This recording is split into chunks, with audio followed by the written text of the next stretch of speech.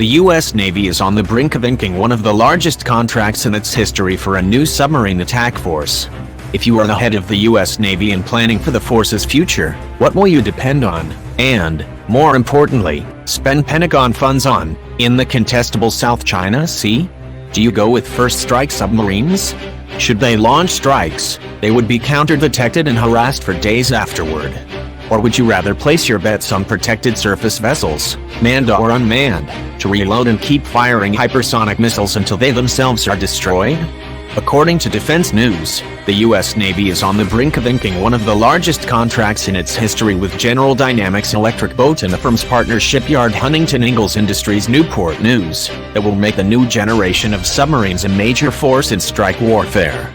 The Block V Virginia contract is expected to produce 11 boats with 8 Virginia payload modules, and will triple the Virginia's Tomahawk land attack missile capacity to 40 missiles per hull. Experts say that the new Virginia payload module will also be large enough to accommodate boost-glide hypersonic missiles like those the Navy is developing with the Army. But the logic for the Virginia has always been about replacing the Ohio-class guided missile subs retiring in the 2020s. Because submarines have been the Navy's go-to asset to penetrate areas threatened by Chinese and Russian surface-to-surface and anti-ship missiles, attack submarines loaded with strike missiles would have to be the ones to get close enough to be able to launch land attack strikes, the report said. That model upends decades of the surface Navy's supremacy in the world of strike warfare from the sea, but experts are beginning to question the logic of giving this strike warfare mission to submariners in an era of great power competition. With Russia and, to an even greater extent, China investing heavily in anti-submarine technology, does it make sense to give a stealthy asset a mission that will blow its cover? Brian Clark, a retired submariner and senior fellow at the Center for Strategic and Budgetary Assessments, wonders if the surface fleet is the best place inside the force to house the strike mission. I think the requirement may be changing, he said in an October 22 phone call with Defense News. Over the past 10 years there has been a real emphasis on the submarine as the one tool we have that may be able to get into contested areas, the East and South China Seas, up in the North Atlantic, etc. That's changing now. These countries are investing in their own anti-submarine warfare systems. China has put a lot of money into ASW systems. They are installing surveillance systems akin to our SOSUS, sound surveillance system. So the idea that our submarines are a go-to asset to gain access, that may not be true in the next few years as it was in the past 10. So there is a question as to whether we should be investing in submarines to maintain the undersea strike capacity.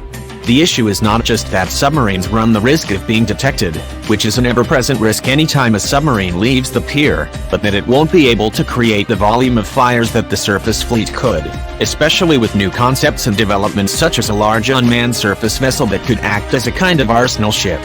The surface fleet is likely going to be our best strike capacity asset in the next decade, Clark said. Submarines are going to be increasingly vulnerable, so the question becomes, do I want to take my Virginia payload module, equipped as SN, put it inside the South China Sea to launch strikes, get counter-detected and harassed for days afterward? I lose it from the fight for a long time just evading attacks. Whereas if you used unmanned surface vessels, those can launch just as many cruise missiles as a Virginia class, many times cheaper. They can rotate, get reloaded and just keep launching strikes at a much higher rate of fire as you would ever get out of the SS and Force.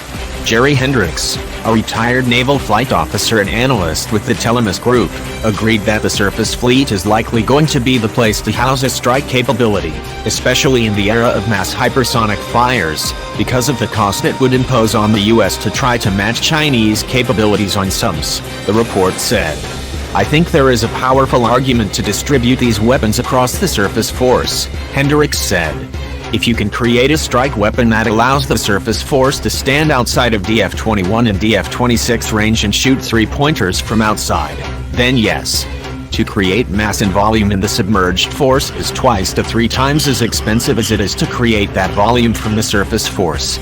So there is a solid argument just from the standpoint of cost. If I was trying to create 2,000 tubes of hypersonics, which are much more massive than Tomahawks, won't fit into a Mark 41 vertical launch system and hence will have to go into a different configuration. To create that mass in the submerged force is going to be very expensive.